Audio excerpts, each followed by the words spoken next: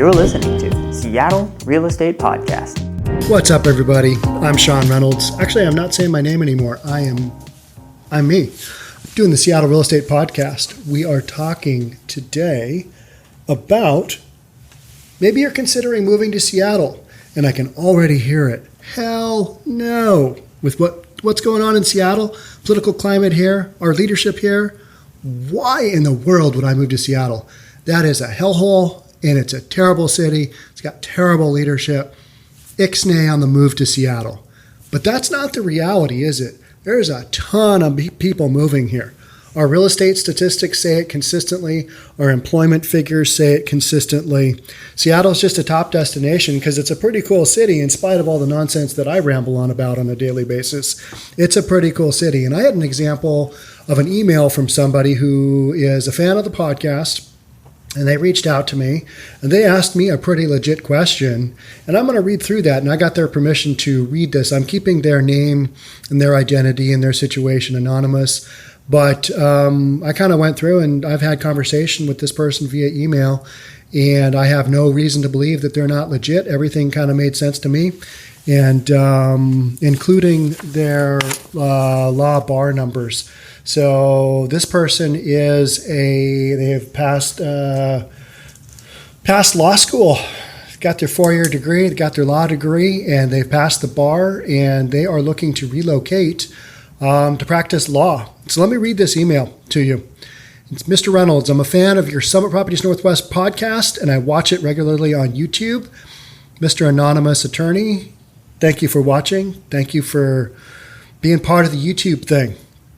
I have been planning to move from an area south and east of Dallas, Texas. That's where I'm going to reference it.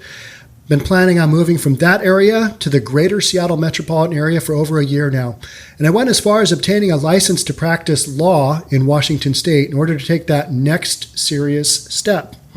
However, based on some of the unfortunate news and events depicted in your podcast, I'm starting to doubt that Seattle would be a good place for me. And therefore, considering other areas in Washington, such as Spokane and Bellingham. I, like you, agree that Seattle and Detroit, although compared recently, are not comparable. Overall, I think it is totally normal for there to be periods of retraction after a prolonged boom. Do you have any advice regarding whether I should take my doubts seriously and steer clear of Seattle? Or alternatively, remain bullish on Seattle and make the move there? So super interesting question, and I know a lot of people are asking it. Oh my gosh, is Seattle just on this downward spiral, and are they going to crash and burn in flames? Because I'm being offered a job there, or I want to relocate there, or I have visited there before, and it's a really cool city. Is it safe to live there now? So I responded to him, and I basically said, let's back up. The Seattle and Detroit thing, I need to address that. Steve from Orange County, and I'm pretty sure it's listener Steve, made the point to me. And he's the individual who runs basically tourism and runs tours for big companies, and including the government, convention center, and can't bring clients to Seattle or Portland anymore because the downtown, the convention areas, is so bad, and the trickle down on our city from that alone is horrific. But the whole Seattle versus Detroit thing, Detroit has come back from its utter bottom. And that's the point Steve is trying to make. Detroit has come back, but just not to the point where it was once in the 1950s when they had like 1.7 million people. We haven't had that happen in Seattle. We've just had this crazy political stuff. We've had chop and chaz happen. We've had defund the police, a lot of social unrest, and a lot of looting in downtown Seattle. But it's really limited to some pretty small areas. An area on Capitol Hill where chop and chaz were. Downtown Seattle is no picnic. I had a real estate broker in here earlier. He's getting his license. He wants to license up with Summit Properties Northwest. And he lives in Belltown. And he referred to that area as a ongoing dumpster fire. I wrote that down on one of our boards up here because that's a pretty funny term, dumpster fire. And so there are certain areas of Seattle that are getting all the headlines. The rest of the area, I keep harping on this, but our real estate market is on fire. Seattle is second only in appreciation to Phoenix, Arizona, across the United States. So unless you're in Phoenix or unless you're in Seattle, Seattle market's doing better than you. It's doing better than your hometown, whether you like it or not. That is just the numbers. That's the raw numbers. And what's causing that? Well, I mean, like the rest of the United States, low interest rates and a lack of supply are driving up housing prices. But here specifically in Seattle, it's the job pool. It's tech. It's Amazon. It's Facebook. It's Microsoft. It's Boeing, even though Boeing is shedding jobs. All of those companies that are here that want to tag people from the employment pool, the tech sector, the tech industry. I mean, we've just got it. It's happening here. Amazon's moving, 25,000 jobs over from Seattle to Bellevue, where I am. I keep talking about that too. But those are the things that are causing the Seattle area to grow and to appreciate. Now, we do have these crazy political events going on. 90% of my YouTube channel is due to my ability to report on the train wreck that is politics in Seattle. Our homelessness problem, our city leadership's inability to do anything about it, just that kind of stuff happening, I report on, and you guys eat it up. Thank you for eating it up. Much appreciated. Thank you for subscribing, too.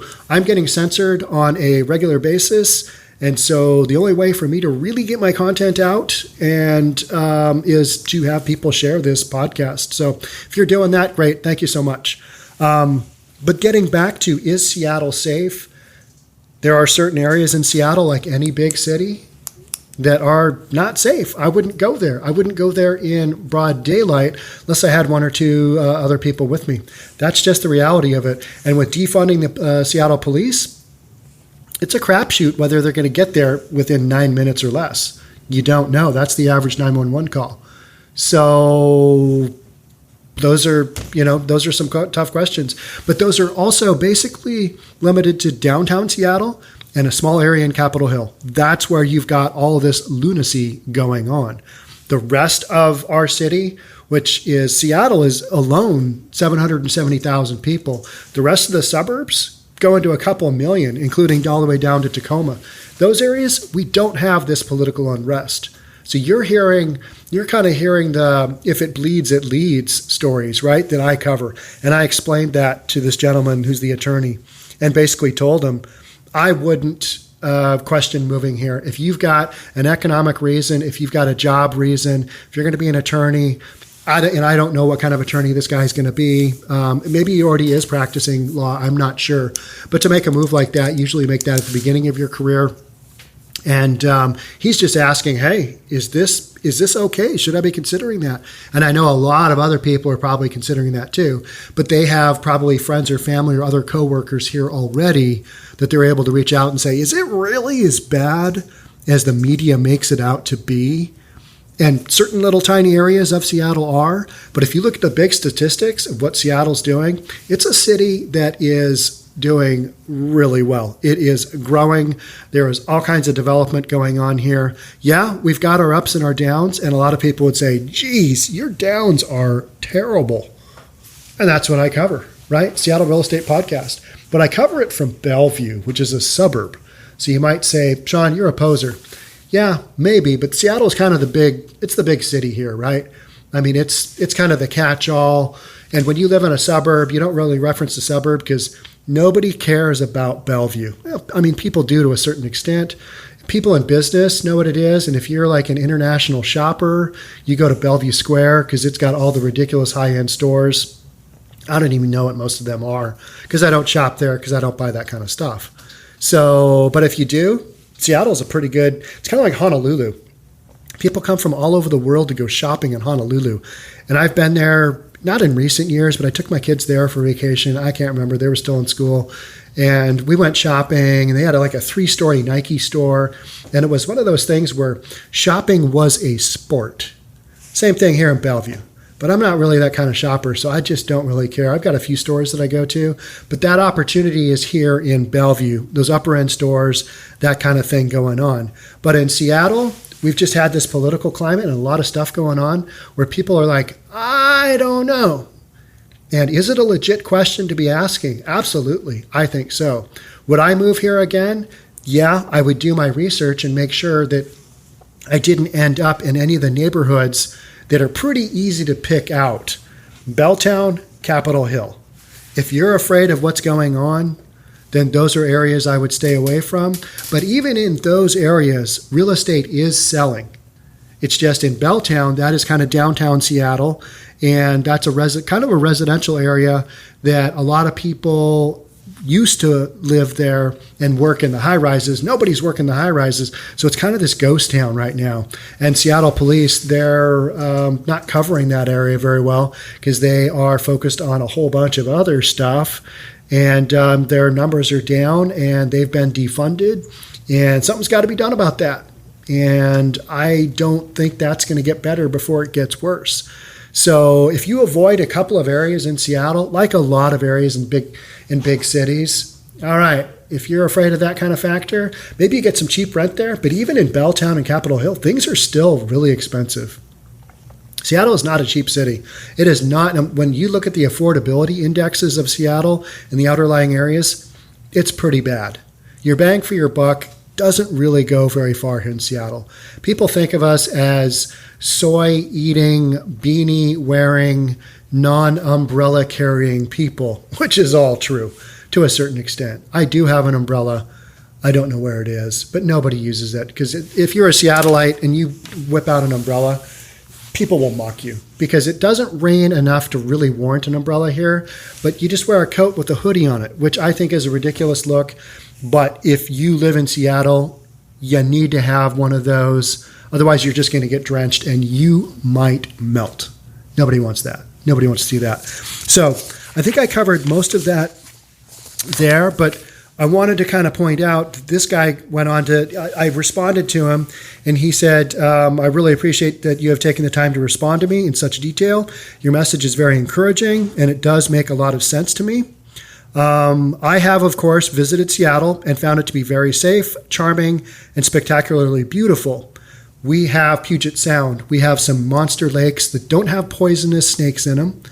And we have mountains on the eastern side that you can see, and also the western side. We've got the Olympic Mountains to the west, and we've got the Cascade Mountains to the east, part of the Cascade Mountain Range. Those are big volcanoes.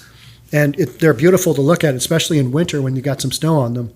Hence my desire to move to the area. Even at that time, which was back in 2019, so a year ago, news headlines were chocked full of the city is dying, homelessness is out of control, you can't walk 5 feet without stepping over needles, type new headlines, articles, and even documentaries. None of those toxic depictions were apparent to me when I visited, and trust me, I walked around everywhere, including downtown, without a care for my safety, probably a bit too careless, maybe looking back. Realistically, however, I understand these problems likely do exist in certain areas. That's the thing. And it's gotten way worse in the last year, and with coronavirus, exponentially worse. Because we're not clearing out the homeless people because you might get the Rona clearing people out. And we've defunded the navigation team, which was the team of civilians and police that used to clear out homeless encampments. We're no longer doing that, so now they're springing up in parks and just a whole bunch of other nonsense that you can look at on some of my other podcasts. I've covered a lot of that. A metal shop erected in the middle of the Seattle Parks and Recs area that nearby condos and apartments have to listen to in the middle of the night because a metal shop like make metal products, they're doing that in the middle of the night with a generator that they've got dug out in a big hole and sitting in this illegally erected metal shop in a park area. Crazy. So yes, you can certainly use my, he let me know that I can use the inquiry. Some of his background, his reasons for a desired move to the Seattle area, Pacific Northwest, and or my doubts and concerns due to ongoing developments. He volunteered that his number one driving decision is the fact that Seattle, to me at least, presented the very best major American city he has ever visited. And you might say, well, where else has he been? Was Portland his number two? No. Now, he's not traveled to every city in America, but he's been to New York City, Austin, Nashville, Asheville, Atlanta, Houston, etc. So this guy he's been around, including Seattle, and nowhere else seems to compare to Seattle. In fact, the only other city in the world that wowed me as much as Seattle was Seoul, South Korea. And I have heard that is an amazing city to visit as well. Never been there. I think one of my kids has been there. Not North Korea, South Korea, and I'm pretty sure it was Seoul, or he had a stopover, can't remember. Karen, if you happen to watch this, let me know if you've been to Seoul. I know you've been all over. But Seoul, Korea, and he said, imagine that. And so this guy he's not making this decision lightly, but like a lot of people who are out there, maybe moving from the Midwest or the Deep South or the East Coast, what's up with Seattle? Should I move there?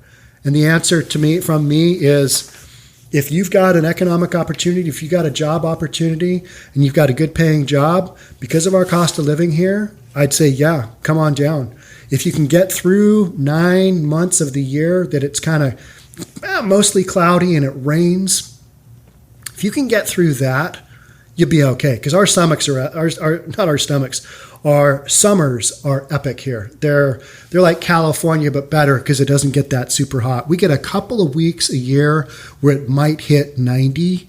If it hits 100 degrees in Seattle, all bets are off. All bets are off. It's mayhem. It's chaos. People stop working. It's too hot. Nobody has air conditioning here. That's a real thing. Very few apartments, very few condos, very few homes have air conditioning here because it's just not warranted. We don't even adjust up for them on our appraisals here. When you've got a subject property with a feature and you need to compare it to other homes, AC in Seattle is not a big bonus. Doesn't matter because you only need it. I think I ran a fan this year in my house 4 or 5 days out of the year. You just kind of learn to keep your air cool inside your house.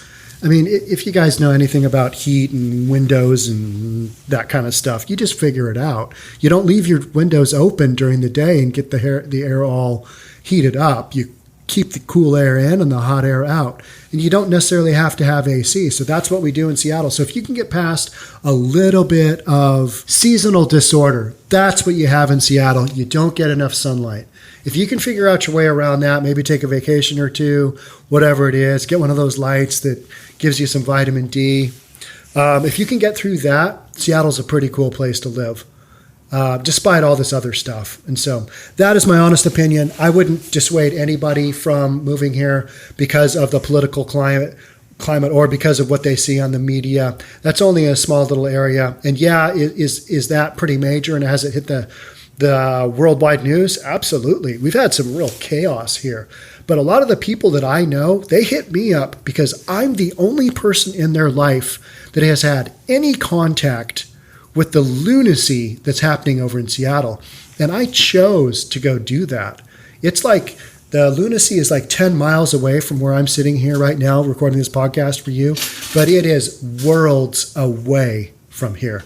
People live their lives, and I will tell them some of the things that I experienced in, covering CHOP, some of the just nutty stuff that happened over there, and people are like, what?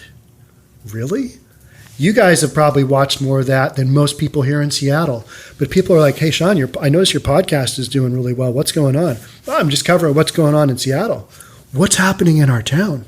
What's happening here? Because most people are hunkered down, just doing their lives, just trying to get by, trying not to go crazy with the Rona, trying to get through a job they might not like, trying to get through a relationship that is on the edge. They're not sure.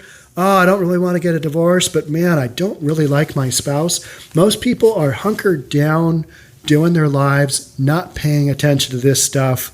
I know you guys do because you guys leave me comments. I've had comments. And thank you so much. Thank you so much for participating because it's comments that help me get the content out that you guys appreciate. Because I'm getting censored on the regular. I get demonetized. I get censored. I have to send the stupid things through review with YouTube. And by stupid, I mean frustrating because I'm just kind of telling the truth from my perspective.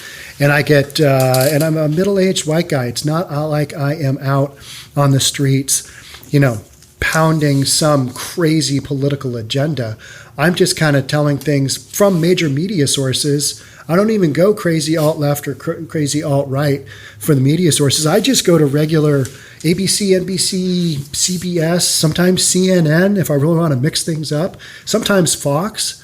But I cover just kind of what's happening and I give my opinion. Very few people, we've got our haters. We've got our people that are just like, we're reporting you to the FBI. We're reporting you to the Department of Justice. Good luck with that. Good luck with that. They're kind of busy. They're busy doing real work. They're doing real stuff. They are dealing with real threats to whatever it is that they're dealing with threats with. But it's not here on the Seattle Real Estate Podcast. Thank you guys for tuning in. That's it for me. But if you're wondering if you should be moved to Seattle, I would say do your research, check around, come visit. Come visit here in the summer, but visit in the winter too. Because I know a lot of people, they were like, oh man, I was there in July. Seattle was the best. Well, come here in February when it's pretty cold, a little bit wet, and we've already had, 180 days of rain. And I'm not painting a great picture, but it's always this light rain. It's this rain that you can live with. It's cloudy skies that you can live with. Every now and then, by the time we get to February, we'll have a couple of really nice days. Spring will kind of tease us just a little bit, and we'll be like, spring is here. And then we get dumped on with rain and craziness, and getting through the weather cycles here in Seattle, it's difficult. You got to kind of wrap your head around. It's a beatdown. You might have that seasonal disorder. Get yourself a little light. Take a vacation if you can. That's all I got for you today. Thanks so much for tuning in. I'll catch you guys in the next one. Bye for now.